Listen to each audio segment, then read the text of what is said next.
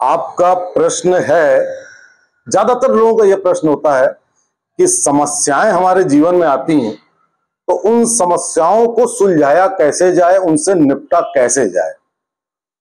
और मुझे लगता है कि यह बहुत ही इंपॉर्टेंट, बहुत ही महत्वपूर्ण प्रश्न है। देखिए, समस्याएं तो जीवन में आएंगी ही आएंगी, ये आप मान के चलिए। और समस्याएं आने के लिए भी हम आप स्वयं जिम्मेदार होते हैं। आप पूछेंगे कैसे? रुपए में 80 पैसे जो समस्याएं आती हैं वो सिर्फ हमारे कारण हमारे ऊपर आती हैं। अब इसका उदाहरण आपको देता हूं। पहले आप ये जानो कि समस्या होती क्या क्या है। देखो, एक समस्या आएगी तुम्हारे पास बीमारी को लेकर, तुम बीमार पड़ जाओगे। एक समस्या आ सकती है, कोई दुर्घटना होगी, कोई वाद विवाद हो जाएगा किसी से, कोर्ट मुकदमा कचहरी ये सब होगा। और कभी कभी ऐसा भी है कि अर्थव्यवस्था तुम्हारी बेकार हो जाएगी, उसको लेकर के एक समस्या आ जाएगी। अब इन सब समस्याओं के पीछे यदि कोई जिम्मेदार है तो हम और आप दोनों जिम्मेदार हैं, स्वयं।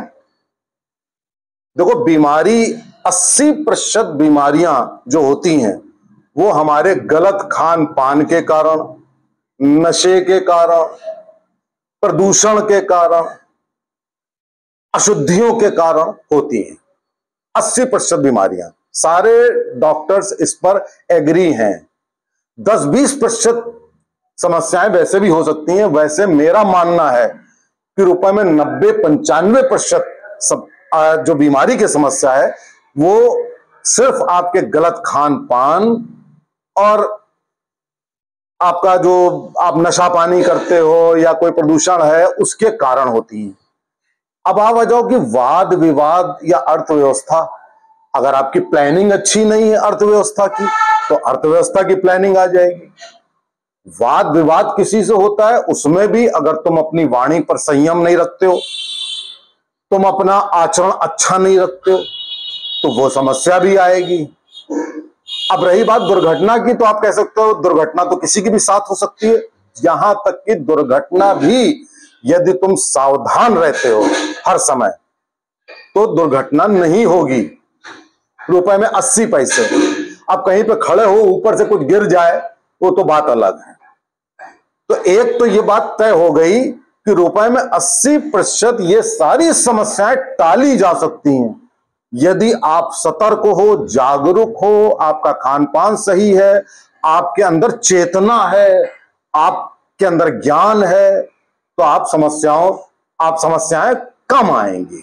एकदम खत्म नहीं, लेकिन कम आएंगी।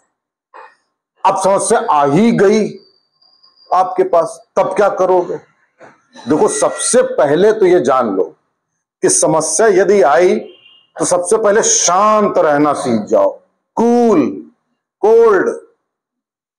हम क्या करते हैं इसका उल्टा, हम इंपल्स में आ जाते हैं, हम बिल्कुल आवेश में आ जाते हैं।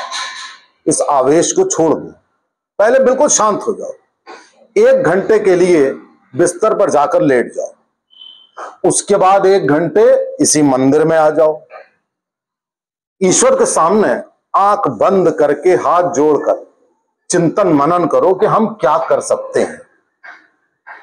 यकीन मानिए कि रुपए में 90% जो समस्याएं हैं वो ठंडे दिमाग से सुलझ सकती हैं। आप आवेश में आके मुकदमा कर रहे हो, मारपीट कर रहे हो, वाद विवाद कर रहे हो, समस्या बढ़ती चली जाएगी। इसलिए ये ठंडा रहना मुश्किल बहुत होता है। गुस्सा आती है, आवेश आता है, लेकिन सीखना पड़ेगा, आपको सीखना पड़ेगा। अगर बचना चाहते हो तो आप एक क्षणिक इन सब चीजों को अवॉइड करके आप बहुत बड़ी समस्या, आप देख रहे हो कोर्ट कचहरी में इतने मुकदमे होते हैं कि स्टडी आई कि 500 साल तक नहीं सुन सकते जज।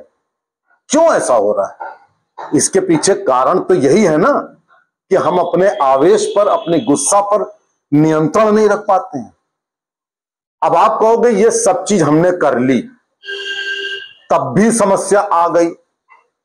1% 0.1% ऐसा हो सकता है कि तब भी आ जाए। ईश्वर पर छोड़ दो, भगवान पर छोड़ दो, भगवान की शरण में आ जाओ। भगवान रास्ता दिखाते हैं, तुमको देते नहीं है कुछ, तुमको रास्ता दिखा देंगे। भगवान की शरण में अगर लगातार जाओ, निरंतर जाओ, तुम्हें रास्ता अवश्य मिलेगा। इसलिए समस्या से घबराना नहीं है, दिमाग ठंडा रखना है और प्रभु की शरण में जाना है और अपना आचरण अच्छा रखना है।